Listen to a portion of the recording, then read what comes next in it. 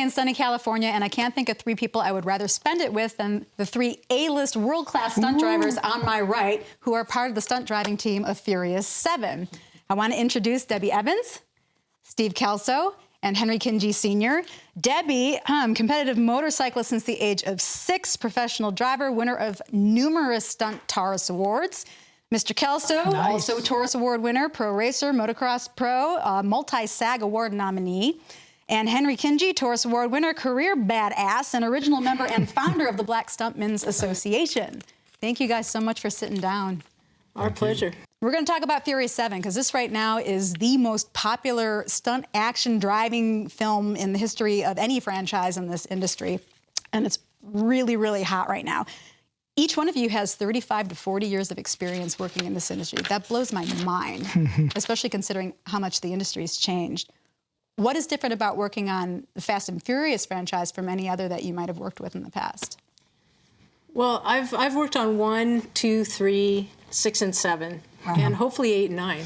There you go. Right.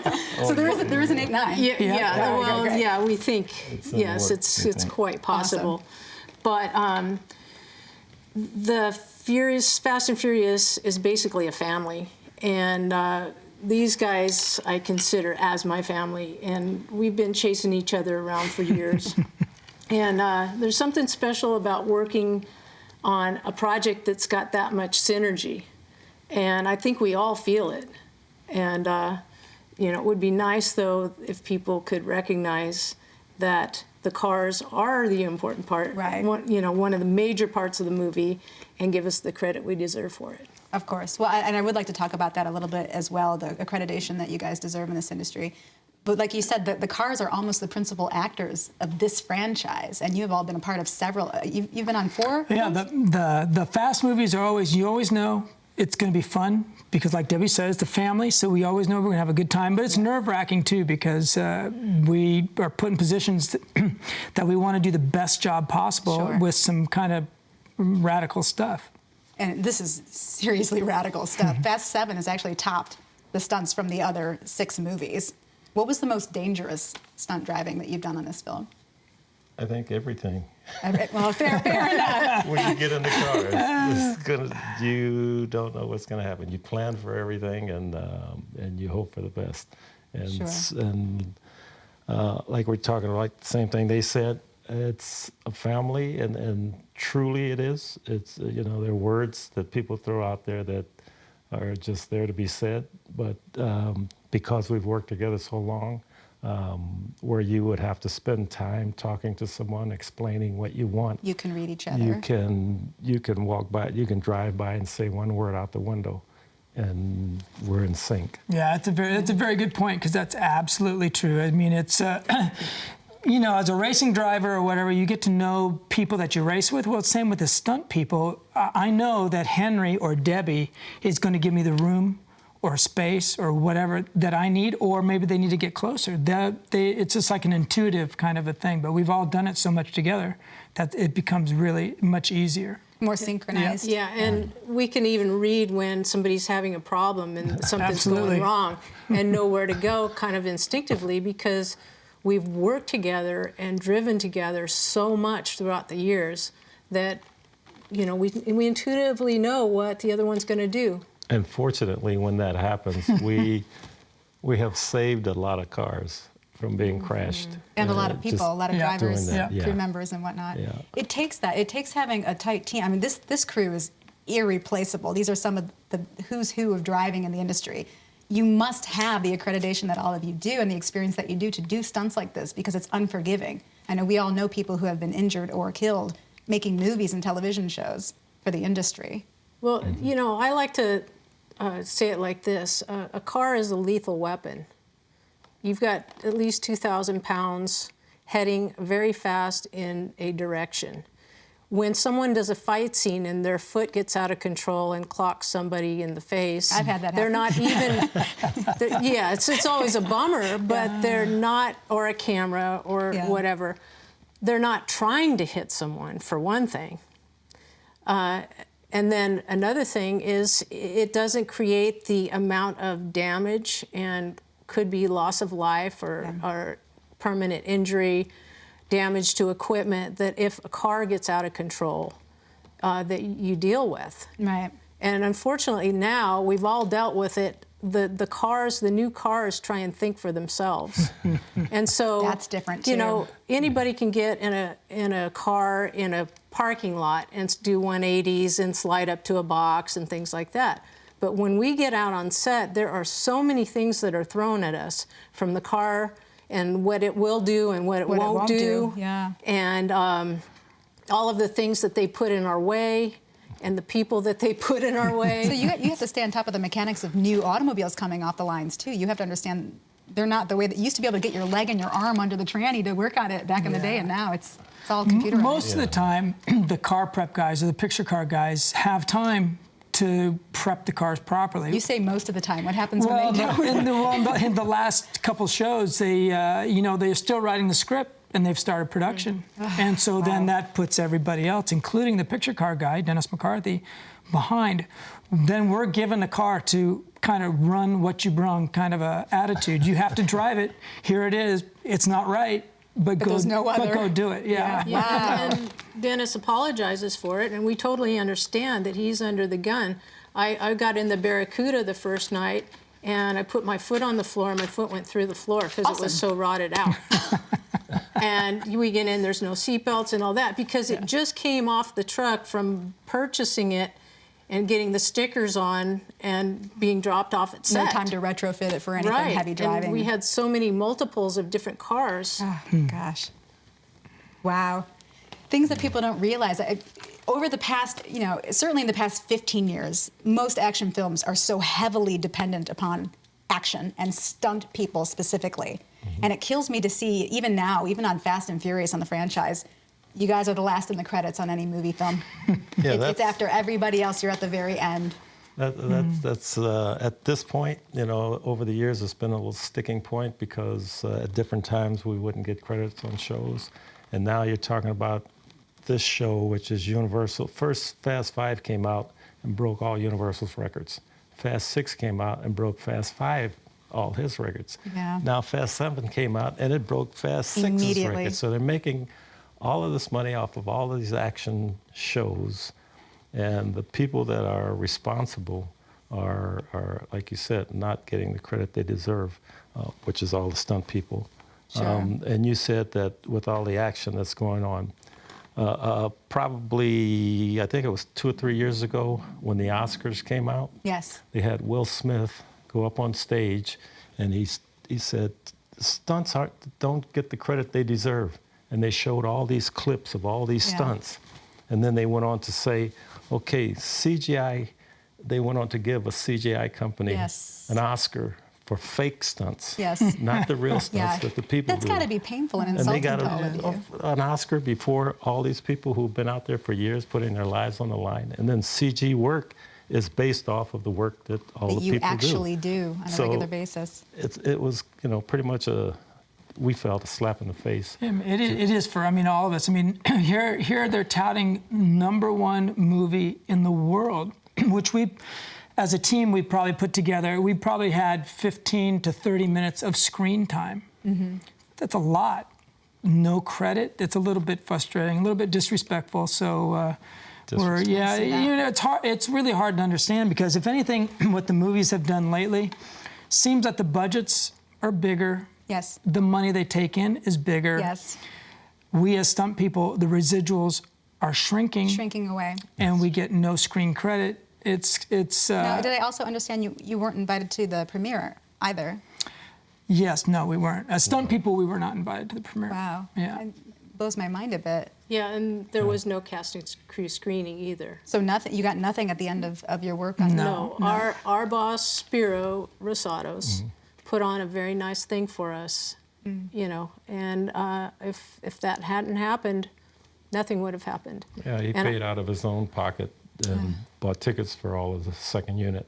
And to dinner. go That was to awesome. A lunch and then go to the movie. Like you said, you're a family. You're in the trenches. You're risking life and limb to make these movies happen. It's mind-boggling to me as a fan of action films to hear that you're not given the attention or the accreditation, the pat on the back that you deserve. I would feel insulted. I feel insulted for you. And this team, with Spiro at the head and Andy you know, being the technical, getting all of the logistics together and putting it all together is just amazing. You know, like Henry said, as 5, 6, and 7, they've just exponentially gone, whoa, over the top. How are we going to top this? And it always falls on your laps. And when we were on set, they didn't want to give us anything.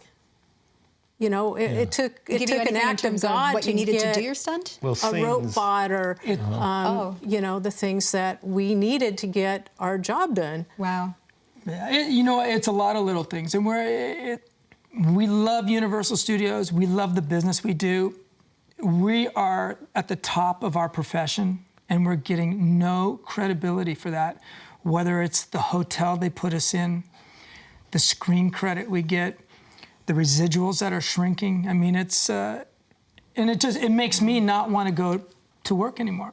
And you're talking about a movie that they're saying is on track to make $1 billion. $1 billion from the work that you contributed to this film. Yeah, a lot of money. No disrespect to the A-list actors who are phenomenal in this film, but somebody had likened it somewhere in the press that, you know, it's a really, really great, heavy action driving film with a little bit of dialogue in between. You know, I thought, oh wow, if you think about it that way. I think it's more than that. It's definitely more than that. It's more of a collaborative work, I believe. You know, we Absolutely. need them, they need us. Yes, yeah. And we just want to be recognized. And, you know, we're still getting the same rate as someone who comes in on their first day. Brand new, working, the same daily rate.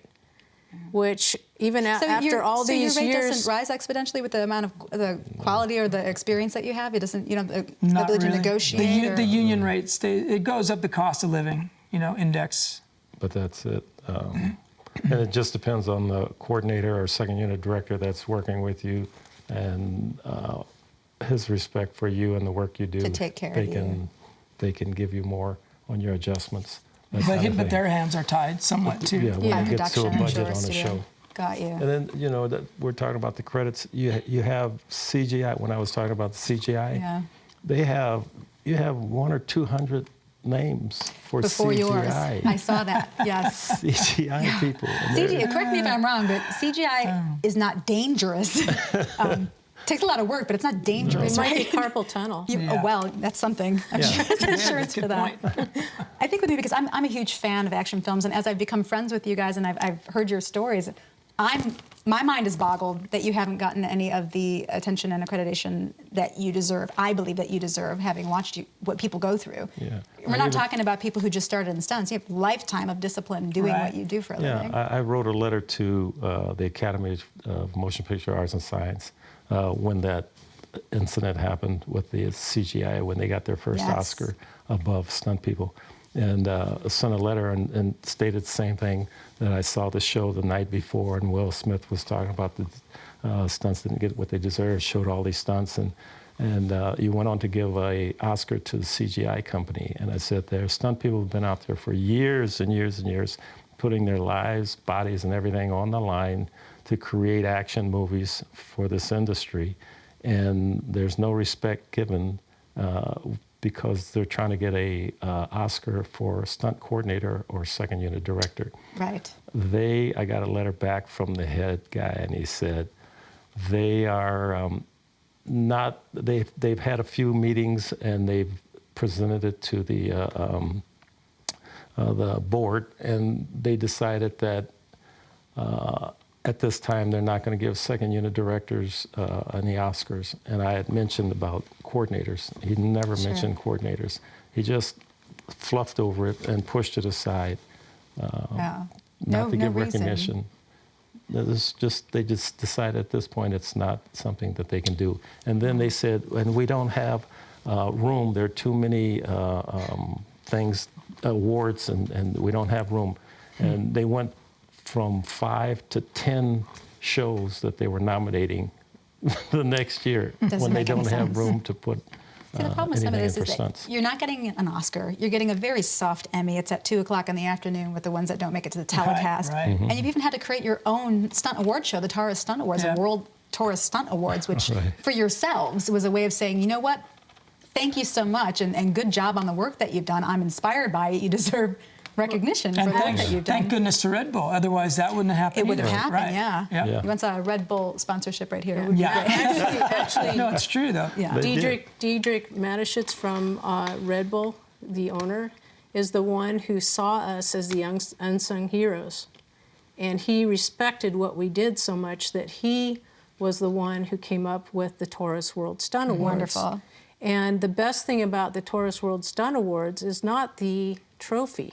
It's great, and we Yeah. all love it and everything, but there is a Taurus foundation for stunt people that are injured, seriously injured, and not able to return to their work for forever or just for a little bit Sure. and get in financial straits. And to me, that says it all. And I really give him kudos for standing behind us and recognizing who we are. Yeah, it's been helpful for the community for sure, to keep you as a community as well. The thing, what I've noticed mostly is that, the studios and the production companies don't give you the notoriety that they give, obviously, the A-list actors, and you're not on the red carpets. And because of that, the general public who buys these tickets doesn't know who you are. They have no clue what you do, what your faces look like, and some of you are doubling the actors on the films, or really in parking cars in trees on occasion, if I remember that correctly. They don't know, they don't understand, they don't know what it takes to be a trained professional in this industry, because they see shows like Jackass and things on YouTube, and to them, stunts are stunts. Right. How do you feel about that? And what do you think really defines what a stunt professional is? Wow. Well, with all respect to the Jackass guys, I mean, it's completely different than what we do. I mean, we're a professional and we train at exactly what we're doing for the job we're doing. Jackass, I don't know that. Do a lot of spoofy, crazy, silly stuff. It's. And props to it's them. like- I wouldn't do it. So, No, I wouldn't do it. It's a reality show, and that's also kind of brings in where you have guys that are daredevils, and then Right. you have stunt people. Daredevils go out and try to do something to kill themselves one time, and you get people that run up to you and say, "I want to be a stunt man. I'm crazy. I'm crazy, and it's so cool." I don't want to work with you." No, it's a liability. It's a profession, and you try to do things that are going to turn out and look as spectacular as you hope they will, and be able to go to work the next day, because it's a job. It's not a one-time shot to go out there and do something. Right. Well, it's not a one-time shot on the day either. When you get a stunt, you do it as many times as it takes Yeah, until they have what they need. It's risky, but with us, it's a calculated risk. Right. The science behind it as well as the physical. And we dissect, when we get on set and we have to do a chase, we're looking at everything. We're watching, aren't we? Yeah. We're going, oh, look, there's paint on that and it's got some oil. Okay. And we're all thinking the same thing. There's a rock over there. I got to move it. a little Yeah, bit. no, you walk your sets Yeah. and you'll kick rocks off everywhere. Yeah, Sure. Yeah. No, we got it dialed, Thinking of everybody as well as a team, as well as the crew and everybody that's standing also, around. the Right. cameras, the crew, everybody that's there, they're trying to get shots. They have equipment in, like Debbie was saying earlier, and you have to try to come in and make it exciting and not take out any of those people or any of those things. And then you might need it take after take after take. And you got to keep doing it over, and you're going, Yeah. when are you going to get this shot? Yeah. Sometimes they don't know how lucky they are. Right. Do you tell them? Do you ever tell them how close they were to disaster? or- I've had several conversations with Spiro, and Andy's awesome, and Andy already knows, but it's getting it across to Spiro. Go, Spiro, this is a 1 in 100 shot. You really, come on, you crazy. I've heard it. I've heard it many times say that. Calmly like that? 'Cause Yes, yeah, very yeah, well. yeah. That's how he does it. Honestly, what was the most? Your careers are what's what in moviedom and the action films. There's so many credits. I don't even know where to begin between the three of you. What is the most dangerous, scary, standout stunt that you've ever done for the sake of motion pictures? So Henry's like, I don't know which one to pick. Well, so here's my deal. Anyway, you say the word scary. If I really thought I had good potential of getting hurt, I would probably give it to Henry. Give it to Henry? Yeah, I mean, so Like family. yeah, is it? Yeah, it is family, right? Yeah. You do it. You suffer. No, I mean, we think it out. some of the stuff is pretty nuts that we do, but if I thought I was really going to get hurt, I probably wouldn't do it. I mean, it's silly. I mean, yeah, that's pretty interesting. He's joking, but he's Of pretty course. gnarly. And yes, you have to go in with the mindset that you're going to get it done. You can't go in the mindset that you're not going to get it done. It's Can't second guess. yeah. You talk about one thing that I did. I worked on Bad Boys 2, and I had to drive this yellow Hummer down this hill. And they had a cliff on that side, they had a cliff on that side, and they had a cliff in the front. And we were inside, and we had radios in our helmets, and there were two guys at the top of the hill in a shed. And then they were watching us, and they were watching the collapsing of the building as they go down. That's where they could tell where we were. Right. And if they saw the collapsing of the building headed toward the cliff, they would say right, right, right, right, or left, left, left, left. Wow. And so I got about 3/4 of the way down, and I heard, "Oops, I lost you." oops. What? Where am I? That was a gnarly sequence, Henry. So you get Okay. into situations, and thank God I came out where I was supposed to. Wow. You do a lot of praying and get stuff done, but Wow. a lot of situations. But and a lot of times you think the simplest thing is nothing, but it could be dangerous. Sure. There was a guy who, not dealing with a car, but he had to drop Jerry Summers years ago.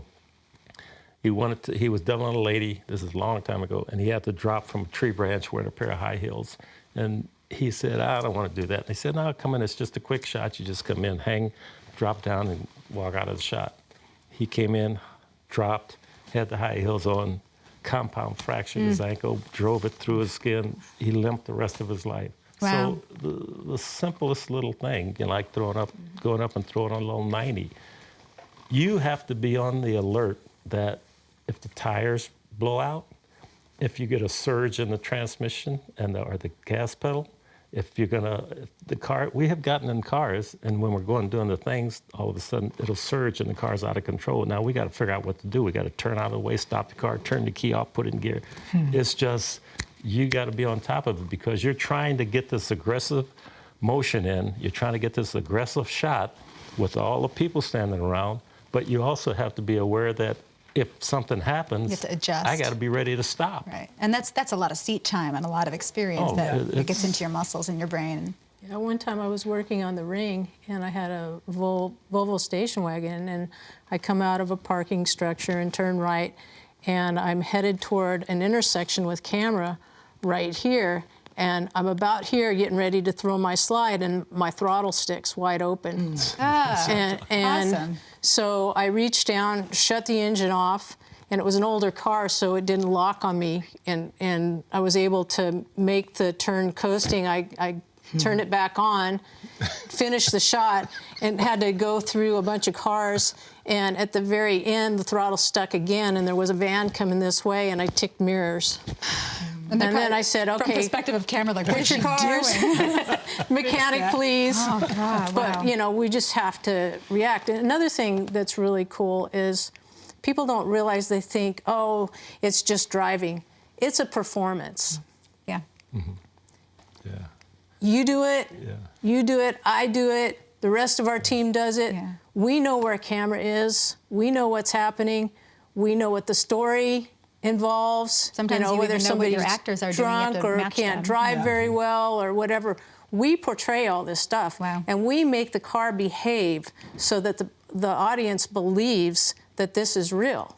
Real and seamless as Yes. well. And that's a big part of it, is knowing camera, knowing how to play the camera, knowing what the lenses are.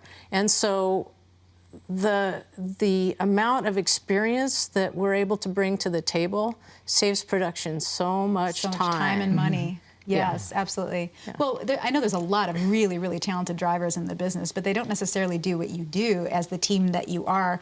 What do you think it is that made this team a team, and why you and not somebody else? I mean, how did this come to be? And you've worked on 4 or 5 films, each of you, Yeah, I of this mean, franchise. you say there are good drivers, but there are some better drivers, and I think that's what we benefit from as a team. So Spiro and Andy put together the team, and he has some good people who can do the job, you know?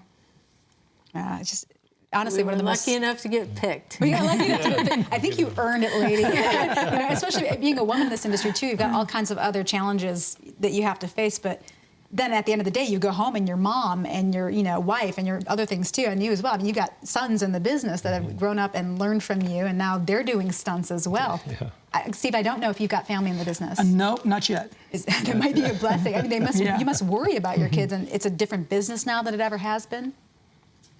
Oh yeah, big difference. Big difference. The industry has changed.